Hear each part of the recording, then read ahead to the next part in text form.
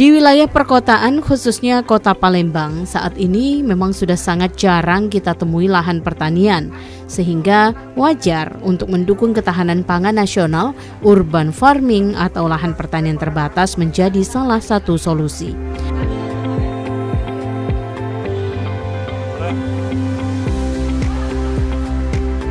Seperti yang dilakukan oleh warga Lorong Slamet, RT 5 RW 2, Kelurahan Pelaju Ulu, Kecamatan Pelaju, yang memanfaatkan lahan pekarangan menjadi lahan pertanian terbatas.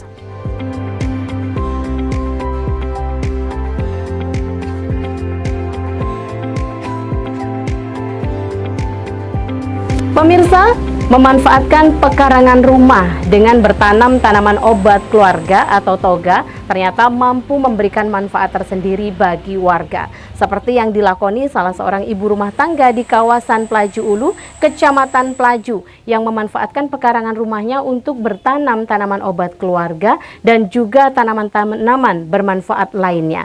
Seperti apa kebermanfaatan dari tanaman obat keluarga yang dimanfaatkan oleh warga di sini? Kita saksikan dalam Zona Tani.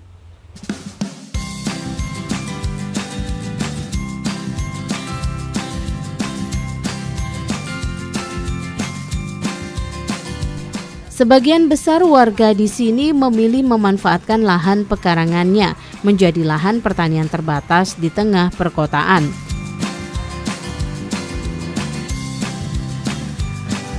Sehingga wilayah ini pernah dinobatkan sebagai salah satu kampung percontohan pangan inovasi atau urban farming yang pro iklim atau dikenal dengan sebutan kampung iklim dari segi ketahanan pangan.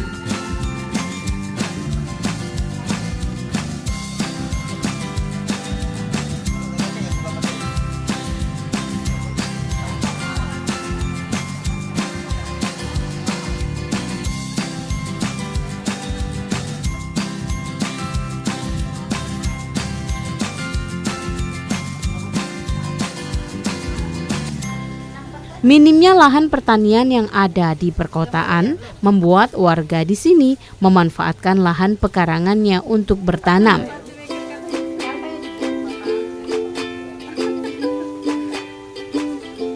Berbagai tanaman hias, sayur mayur, buah-buahan, serta tanaman kaya manfaat seperti tanaman obat keluarga atau toga dengan menggunakan metode hidroponik maupun media tanah dilakukan.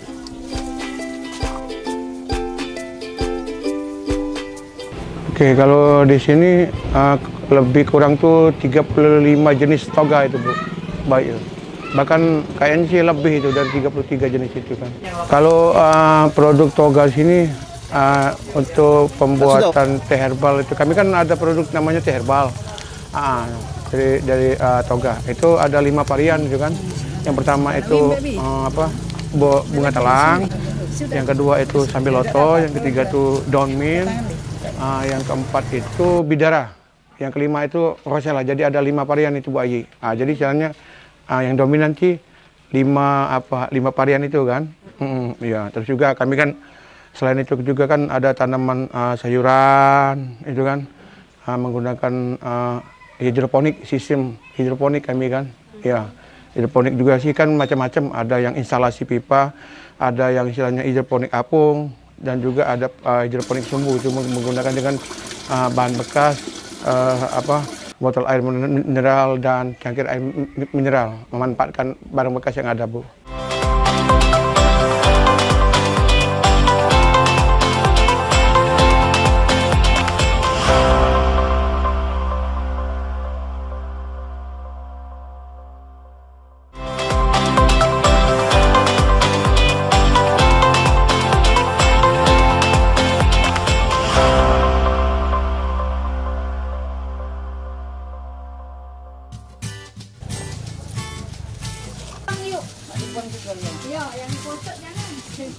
Toga sendiri merupakan tanaman hasil budidaya rumahan yang berkhasiat untuk kesehatan ataupun sebagai obat maupun sebagai bumbu masakan dan memperindah lingkungan.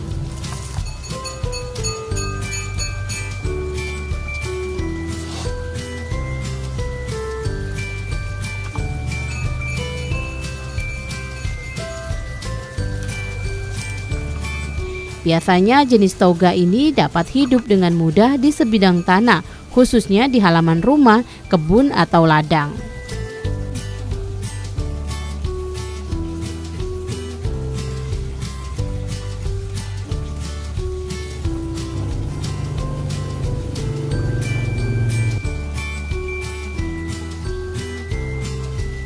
Dimotori oleh Ibu Jamiah, seorang ibu rumah tangga, warga di sini memilih untuk bertani di pekarangannya sendiri.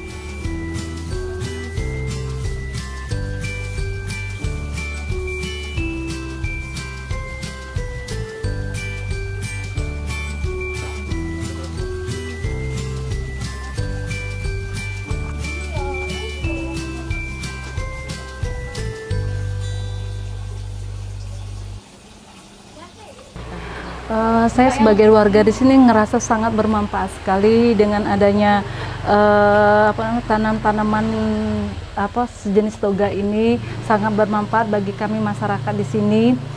Dengan halaman yang sempit dan terbatas, tetapi banyak bermanfaatnya bagi kami warga di sini. Ibu Jamiah di sini memberikan kami inspirasi di warga sini, sehingga banyak warga ikut serta dalam mengikuti jejak dari Ibu Jamiah ini.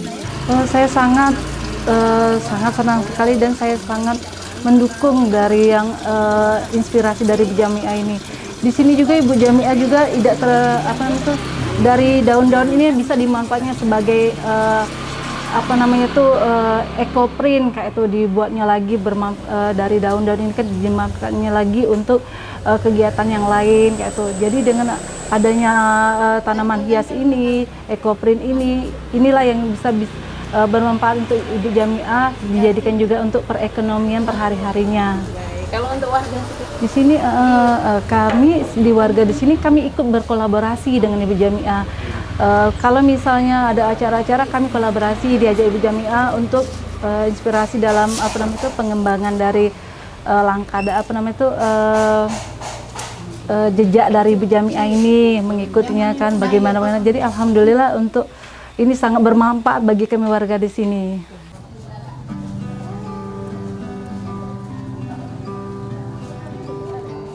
Selain dapat dimanfaatkan untuk konsumsi pribadi, Jamiah juga melakukan berbagai inovasi dari hasil pekarangannya.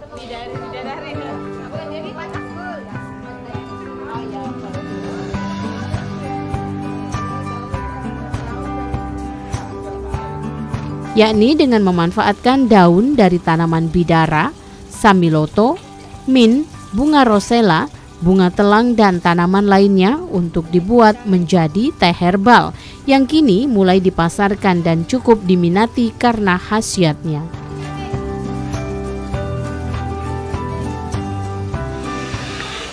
Kami sebagai kader juga warga di sini, sebenarnya kami sangat bangga dengan Ibu Jamiah ini, karena selain dari RT waktu itu, dia banyak inovasi yang dia adakan seperti penanaman toga dan sebagainya.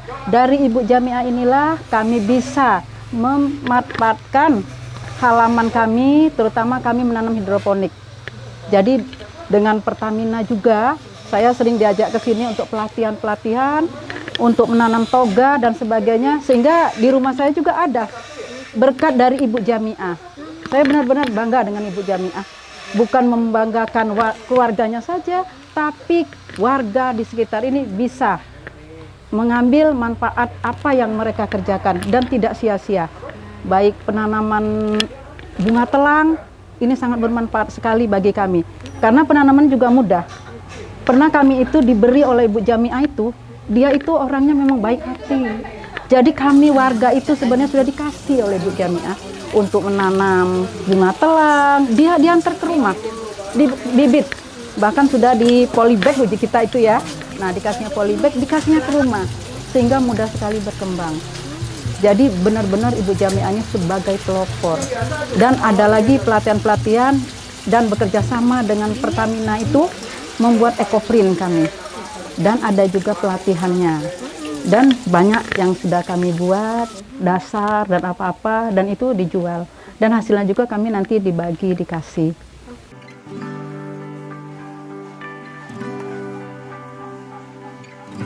Teh hasil dari pekarangan rumah Ibu Jamiah ini telah menjadi salah satu souvenir bagi para petinggi dan tamu undangan dari 20 negara dalam kegiatan presidensi KTT G20 di Bali pada tanggal 15 dan 16 November 2022 lalu.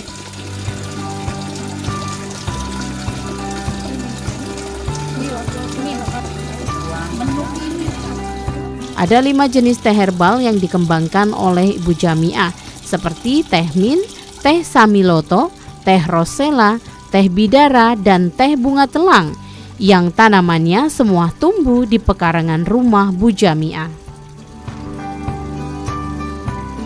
Kita kan memang dari gadis hobi bertanam kan. Nah, dengan adanya bertanam itu kita tadinya bunga kan. Namun orang tua kita setelah kita berkeluarga diajarnya nanam cabai, nanam sayur katu, toga kan. Toga itu kayak kunyit, jahe, laos, serai, itu kita tanam semua di pekarangan rumah. Oleh karena kita kan untuk menambah penghasilan. Nah, selain kita untuk konsumsi sendiri, kita juga bisa jual kayak itu. Dan tetangga-tetangga juga bisa beli sama kita tanaman yang segar, kayak daun katu, daun ubi kan, kayak itu. Dan di situ juga ada hidroponik gitu kan. Hidroponik itu kita tanam sayur pakcoy. Nah, itu sekarang ini sayur pakcoy ini kebanyakan dari dinas BKKBN. Yang belinya ke sini, yang berkunjung ke sini. Kemarin dari OI kan, datang juga dari HKOI, Ibu Nopa. Yang datang ke sini beli sawi gitu. Nah, di situ juga kita tanam, di hidroponik itu kita tanam juga mint. Nah, mint itu kan untuk bikin teh juga, teh. Nah, di sini juga kita ada sudah 5 teh yang sudah kita buat ada di sini kan, kayak samiloto, bidara, mint, bunga rosella, bunga telang. Nah, alhamdulillah kami sejak kami punya tanaman ini, yang jelas kami untuk menyambut tamu, kami buat minuman bunga telang dan pempek bunga telang, nasi uduk bunga telang kan. Nah, akhirnya kita kan ikut lomba terus. Ikut lomba, alhamdulillah kita satu terbaik, kayak Asman Toga satu terbaik kan. Nah, sudah tuh ini kita desa wisata kita dapat nomor 2 kan. Sudah itu kita dapat juga penghargaan Kalpataru kategori pembina. Oleh karena kita memang bina lingkungan itu pialanya. Nah, kita nah kami di sini juga ada posyandu, ada posbindo. Kalau posyandu kami ini dibina juga oleh ada Pak Sukardi. Nah, dia mengasih kita hidroponik. Hidroponik itu kita tanam mint, kita tanam sayur. 20% hasil penjualan itu kata Pak Sukardi untuk posyandu. Hasil penjualan kita untuk makanan tambahan untuk posyandu. Nah, dan posbindo juga kami kasih kayak minuman bunga telang, pempek bunga telang, apa yang itu dimakan oleh anak-anak itu yang kami bikin snacknya itu, yang untuk ibu-ibu juga dikasih.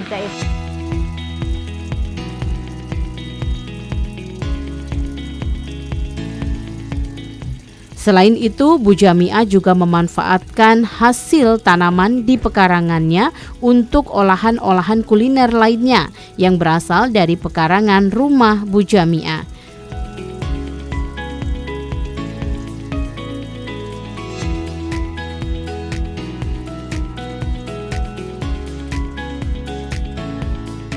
Jamiah sendiri mengaku tidak susah untuk bercocok tanam berbagai jenis toga di pekarangannya.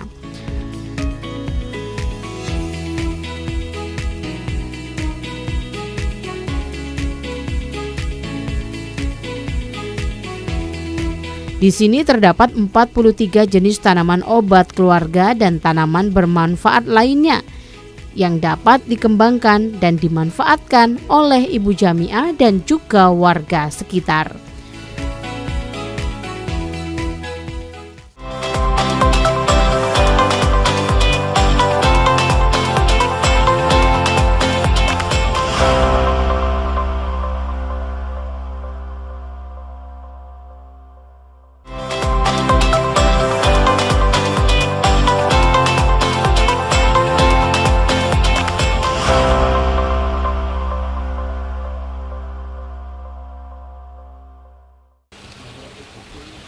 Pemirsa, selain bertanam tanaman obat keluarga, Ibu Jamiah mengembangkan inovasi lainnya dengan tanaman-tanaman bermanfaat lainnya seperti daun jati ini. Daun jati ini ternyata mampu dimanfaatkan untuk menjadi produk-produk unggulan UMKM seperti Ecoprint. Seperti apa manfaat dari daun jati ini? Kita saksikan berikut ini.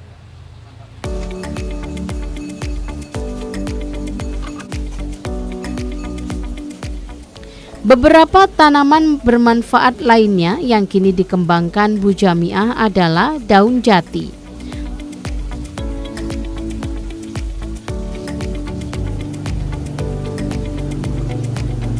Tanaman ketepeng, jarak merah, jarak kepiar, daun betadin, pakis, dan daun-daun lainnya yang memiliki sifat pewarna tekstil alami dan kini digunakan untuk mengembangkan produk UMKM berupa kain Ecoprint.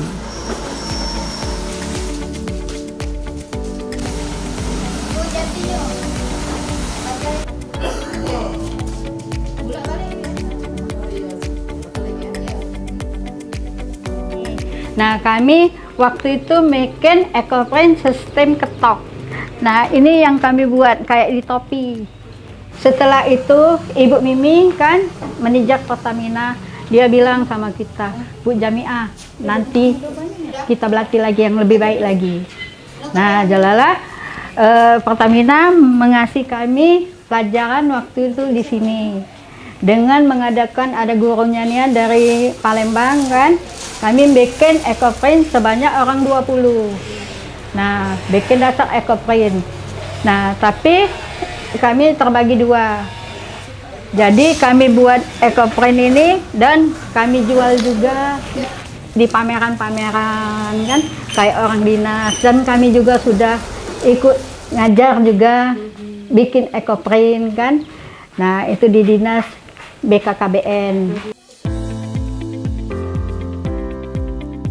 Ecoprint ini menjadi salah satu inovasi terbaru Bu Jamiah dan didukung oleh warga sekitar.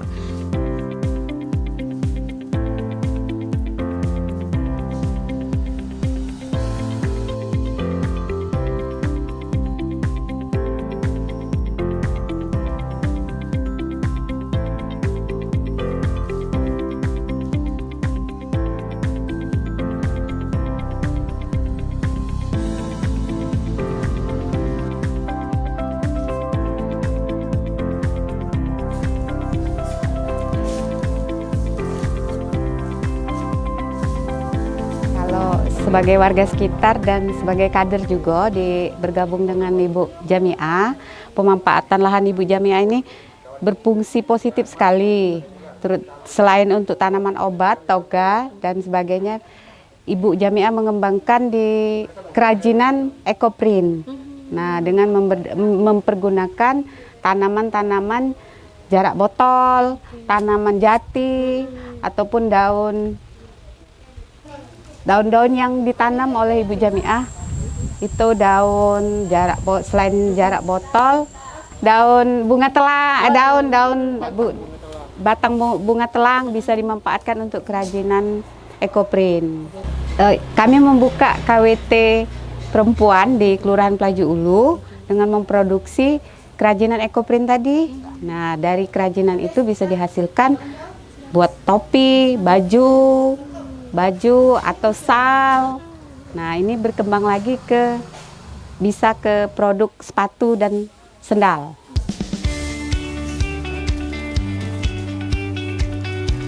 Berbagai inovasi dari pekarangan yang digiatkan oleh warga Kelurahan Pelaju Ulu ini membuat keberadaan kampung ini menjadi salah satu kampung yang berprestasi dengan berbagai penghargaan di bidang ketahanan pangan, Kalpataru, dan dijadikan sebagai kampung edukasi.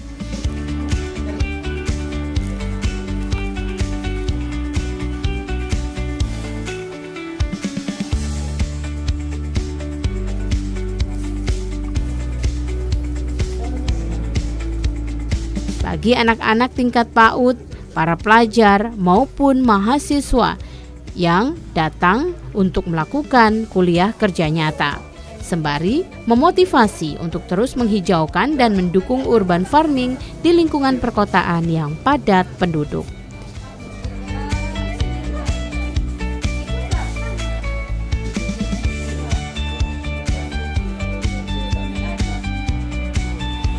Pemirsa, dengan lahan pekarangan seluas 10 kali 30 meter persegi ini ternyata mampu dimanfaatkan oleh Ibu Jamiah untuk bertanam berbagai tanaman toga dan juga tanaman bermanfaat lainnya.